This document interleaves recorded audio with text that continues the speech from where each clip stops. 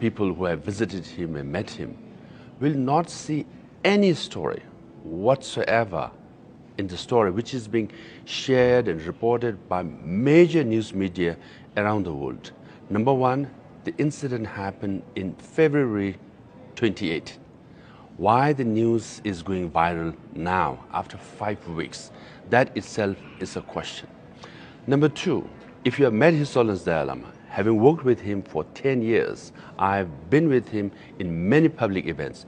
He's one playful person. For example, if there is an Indian security person with a beard, he will pull his beard. If you have a mustache, he will play with your mustache. Sometimes, he will pull his mustache down, I'm sure that person has spent many minutes, keeping it up. He pulls it down. And if you have a big head, he'll point your head and say, big head, So if you have a big nose, he will say, big nose, and he goes close and gives the New Zealand Maori greeting, of touching each other's nose. So he's like that all the time playing. And if you are bald, that's it. He'll rub your head and give you one spank. Sometimes quite hard. My security Kalyan used to get quite a few spank on his head because, he was bald. Now, imagine His Holiness Dalai Lama going to the White House, meeting the President of America. This can't be, as serious and formal meeting as possible. He meets President Barack Obama. What does he do? His Holiness says to Obama, oh, you have big ear. And he starts playing with his ear. And what does Obama say? Oh, you notice, So in that very serious, highest level of meeting, His Holiness plays with people. Another story. His Holiness was giving a lecture at Harvard University Sanders Theater, and he had to go through this basement tunnel, and where there was also an office. So we had cleared the tunnel. So as His Holiness was coming out, one lady from the office came out with the files, and she was busy moving forward. His Holiness ran and gave one slap, from the back to the lady. She turned around and looking, thinking, who the hell hit me, And His Holiness looked at her, smiled, and she also smiled. They both laughed and they hugged. They started walking. What did His Holiness tell this lady? He said, fat. Because this lady was, on, heavier side. She laughed, he laughed, they hugged, they walked towards the stairs, and he said goodbye to her, and she said goodbye to him. And she shared the story that His Holiness hit her, and he called her fat. Why the lady was not offended? Because His Holiness is sincere. He has no ill intention. He was very pure in his motivation. For example, myself, I got elected in 2011.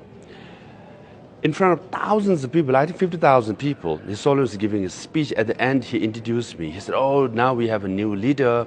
He's from Harvard and modern educated and all that. I was getting, quite proud. Then he said, his Tibetan is, of a school standard. Can you imagine? I'm supposed to be a Tibetan leader, supposed to have oratory skills and Tibetan language. And then His Holiness just said, his standard of Tibetan is of a school kid.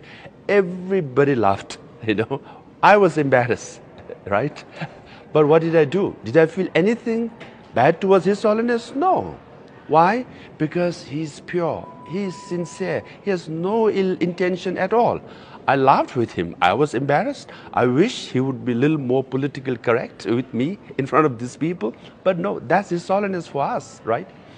So people should understand that if you watch the video with the boy, Tibetans will say, that boy is so lucky. He got a hug from His Holiness, and he also got a kiss, right? But then from Western or others' perspective, I can understand it was politically incorrect. Then His Holiness office issued a statement, said sorry to the boy and the family, anyone who was offended. Now that's the end of the story. We should move forward, right? But then, this rapper, musician, what Cardi B, and saying, oh, the people in power abuse their power. We should protect our children. And she shares the story about His Holiness and the boy. I mean, come on, give a break. Let me share with you a story that no one knows this. Maybe barely 10 people know about this. During COVID, right? America was #1 in infection and death. India was number 2. That's where His Holiness Dalai Lama lived, right? So I was going to Washington, D.C., and his personal physician, Dr. Sikyong, called me and said, hey, you know, when you go to D.C., America is about to launch, Pfizer vaccine. If you could get some vaccine for His Holiness, because His Holiness is 85 now, entering 86 years old at that time. All the people who died, majority of them were elders. And His Holiness Dalai Lama was vulnerable, given his age, right? So I came to Washington, D.C. This is in November of 2020, right? And I met people at the White House, the Deputy National Security Advisors and others, and I made a request. And I said, His Holiness is very, he's given his age, we need to vaccinate him and protect from COVID. And White House agreed. And then message was conveyed to the US Embassy in Delhi. They also agreed, right? And then the vaccine was supposed to be taken to Dharamsala. Now the personal physician of His Holiness and the personal secretary approached His Holiness. You know what His Holiness said? He said, oh, please thank the government of America, but I don't want Pfizer vaccine. Because 1.4 billion people in India, they don't have vaccine. And I see people here, ordinary people, they are not getting vaccine also, right? I will wait till they get vaccinated, then only I'll get vaccinated. So, he refused a vaccine from America. That's His Holiness Dalai Lama, right? Now, we waited for a few months, right? And then finally, the vaccine was introduced in India, and AstraZeneca, which is 67% effective. And then again, the personal physician called me and asked me whether the government of India could facilitate that he be vaccinated at his residence.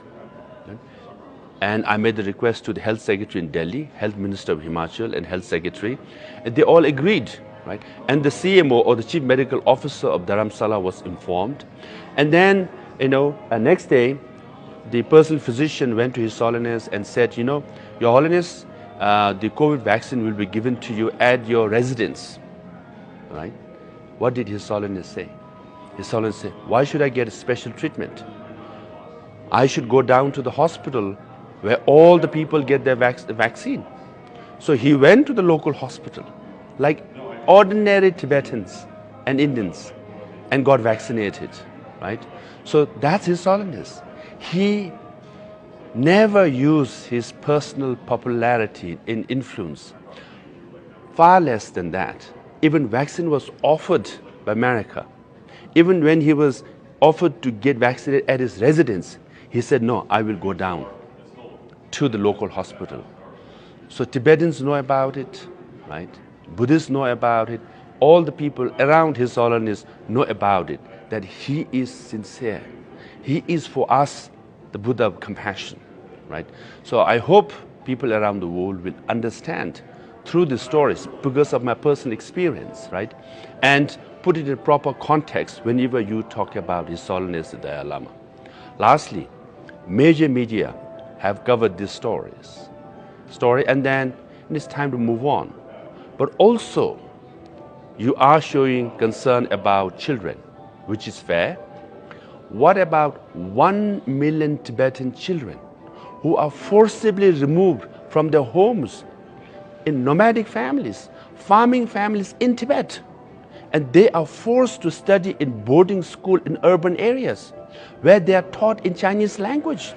Everything Chinese is taught. They are made into Chinese. Even the UN human rights experts have reported on this. But all these major media who covered this incident of His Holiness Dalai Lama did not report about this 1 million Tibetan children. I hope you all will report about serious and real issues in Tibet. So with that, I want to say thank you to everybody for listening. I hope you got a proper context based on my personal experience about His Holiness Dalai Lama. We love him. We are devoted to him because he is a great leader. He is the great 14th Dalai Lama of Tibet. Thank you.